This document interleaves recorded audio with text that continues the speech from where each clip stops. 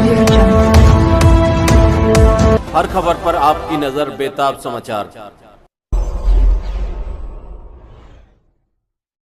दरगाह आले रसूल खानकाह वामिकिया निशातिया में उर्स का पोस्टर जारी किया।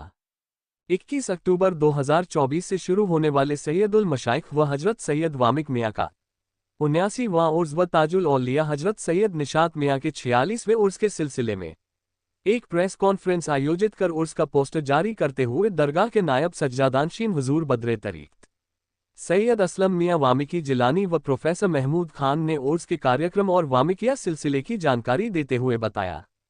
बरेली से बेताब समाचार एक्सप्रेस के लिए रफ़ी मंसूरी की रिपोर्ट।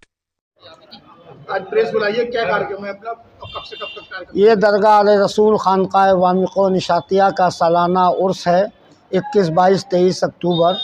उस सिलसिले में आप लोगों को ज़हमत दी गई है। किस तारीख में कौन सा कार्यक्रम? 21 तारीख को सुबह 10 बजे कुरान खानी से 3 रोज़ा उर्स का आगाज़ होगा और उसके बाद 21 को ही कुरान खानी होगी। 12:35 पे पहला कुल शरीफ होगा और ज़ोहर की नमाज के बाद बाग अहमद अली तालाब से चादर का जुलूस निकाला जाएगा। अब तक कितने उर्स हो चुके? ये 78 उर्स हो चुके, 79वां उर्स शुरू होगा। कहाँ से जारी ज़ारीन मुख्तलिफ सूबों में दावत जा चुकी है, अब आने की गारंटी उन पर है। जी, खानकाह वामिकिया का सिलसिला तरीक़त जो है वो किछौचा शरीफ से है और वैसे हज़रत सैयद वामिक मियाँ जो साहिब मज़ार हैं ये सरकार गौस पाक की 22वीं औलाद में से हैं और फ़ातिमी सैयद हैं।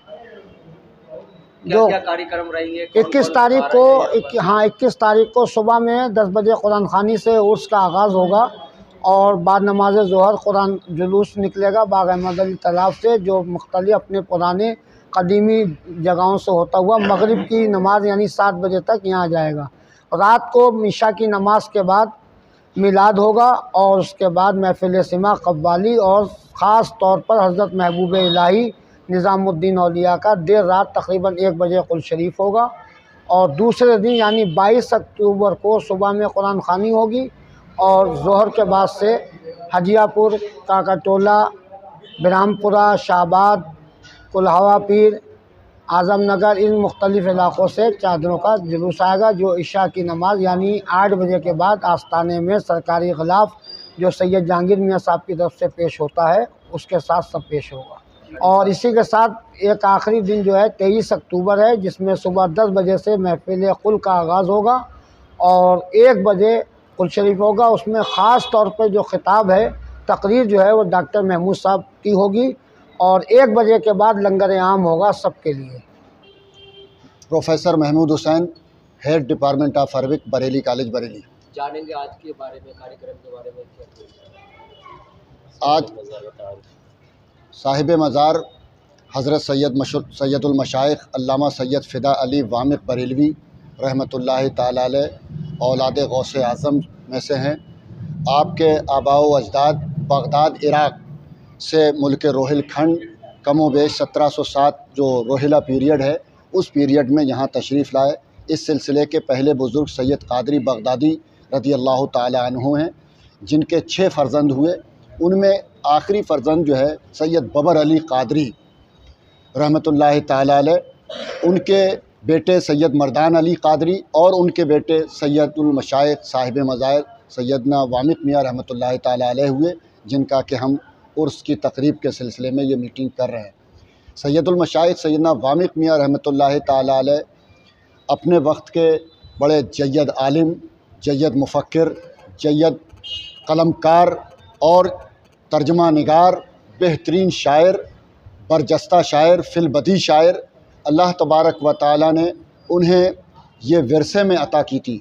चूँकि यहाँ उनके आबाओ अजदाद का पहले से ही एक खानकाही निज़ाम था। सैयद बबर अली कादरी रहमतुल्लाह अलैह और सैयद मर्दान अली कादरी रहमतुल्लाह अलैह, इन हज़रात के यहाँ पहले से इस तरह की महफ़िलें आरास्ता व पैरास्ता होती थी। इस बुनियाद पर वामिक मियाँ रहमतुल्लाहि ताला अलैह शेर व सुखन की दुनिया के अंदर उन्होंने अपने बुज़ुर्गों की सरपरस्ती में काम किया और इन्हीं से पढ़ा, इन्हीं से इब्तिदा से इंतहा तक तमाम तालीम हासिल की और हासिल करने के बाद इनका कोई और उस्ताद नहीं था, सिर्फ़ इनके वालिद माजिद ही इनके उस्ताद थे। अपने वालिद से तालीम हासिल करने के बाद उन्होंने कमोबेश छोटी बड़ी कई किताबें तहरीर की जो कलमी सूरत में महफूज हैं। ख़ास तौर पर एक इल्म तकसीर जो डिवाइड करते हैं, जैसे हमें 5 को डिवाइड करना है, इस तरह का इल्म तकसीर कहलाता है, जो तावीज़ में भी काम आता है और मैथ्स का एक बहुत बड़ा रोल अदा करता है। तो इल्म तकसीर में उन्होंने कमोबेश 16-17 सफ़े मुझे रिसर्च के दरमियान में मिले थे और बड़ी अहम किताब है जो वामिक मियाँ रहमतुल्लाह अलैह ने लिखी, मगर वो अपनी ज़िंदगी में इस किताब को मुकम्मल तौर पर नहीं कर सके।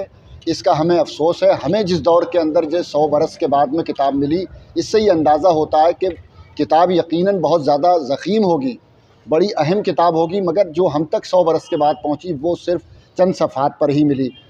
इसके अलावा सैयदुल मशाइख सैयदना वामिक मियाँ रहमतुल्लाह ताला अलैह जहाँ एक तरफ जलील क़द्र बुज़ुर्ग थे, तो उन्होंने शेर व शायरी के अंदर बहुत बड़ा कारनामा अंजाम दिया। ख़ास तौर पर नातिया शायरी, पैगम्बर जनाब मोहम्मद रसूलुल्लाह सल्लल्लाहु अलैहि वसल्लम की शान में उन्होंने ऐसा मुनफरिद और मुमताज़ और ऐसा शानदार कलाम कहा कि जिसमें उन्होंने कहीं भी अपने पैगम्बर जनाब मोहम्मद रसूलुल्लाह सल्लल्लाहु अलैहि वसल्लम के का अदब और एहतराम को सामने रखते हुए कहीं भी आपका नाम लफ्ज़ मोहम्मद का इस्तेमाल पूरे दीवान में कहीं नहीं किया। 500 से ज़ायद सफ़हात पर यह मुकम्मल दीवान है और इसकी ख़ासियत ये है कि मीर तकी मीर जो हिंदुस्तान का सबसे अजीम तरीन शायर है, उसके बारे में ये कहा जाता है कि उसने अलिफ से लेके ये तक की रदीफ़ में अपना कलाम कहा है।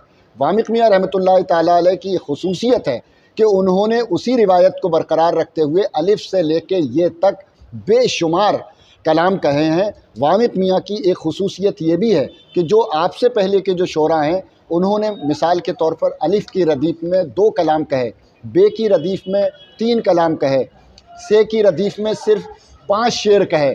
मगर वामिक मियाँ रहमतुल्लाह अलैह की ये ख़ासियत है कि हर रदीफ़ में कम से कम 2, 3, 4 और बाज़ रदीफ़ें, ख़ास तौर पे या की रदीफ़ है, ते की रदीफ़ है, स्वाद की रदीफ़ है, खे की रदीफ़ है। इस सख्त तरीन रदीफ़ों में उन्होंने 5-5, 6-6, 10-10 कलाम तक कहे हैं। ये वामिक मियाँ रहमतुल्लाह अलैह की आलमी खुसूसियत कहा जा सकता है और शेर व शायरी में उनकी बुलंद परवाज़ी कही जा सकती है। इसके अलावा वामिक मियाँ रहमतुल्लाह ताला अलैह ने कुरान करीम का तर्जमा भी किया है।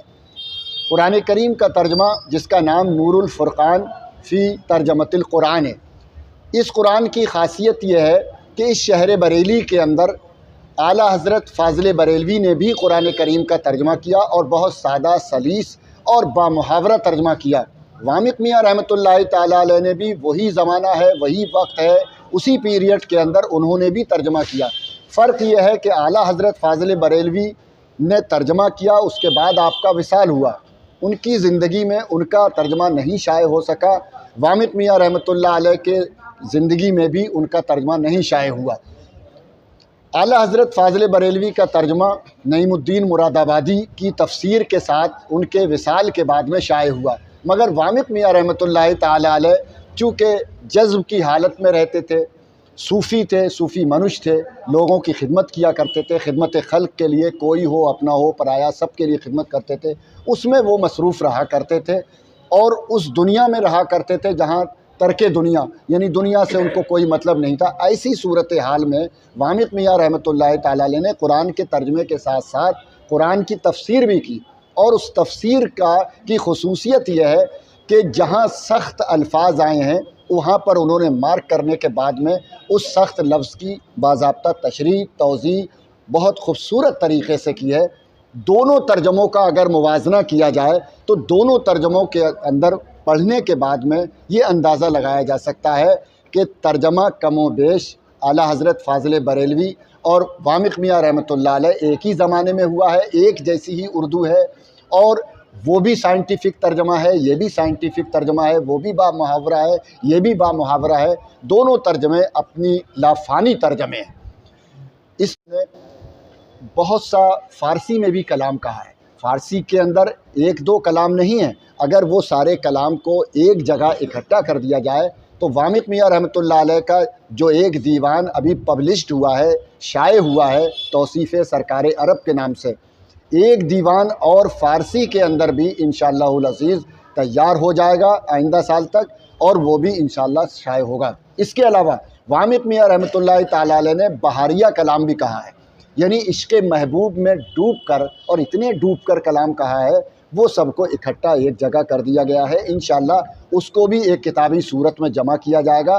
तो वामिक मियाँ रहमतुल्लाहि ताला अलैह एक शख्सियत के 3 कलाम 3 दीवान इंशाअल्लाहुल अज़ीज़ ये मंज़र आम पर आ जाएंगे।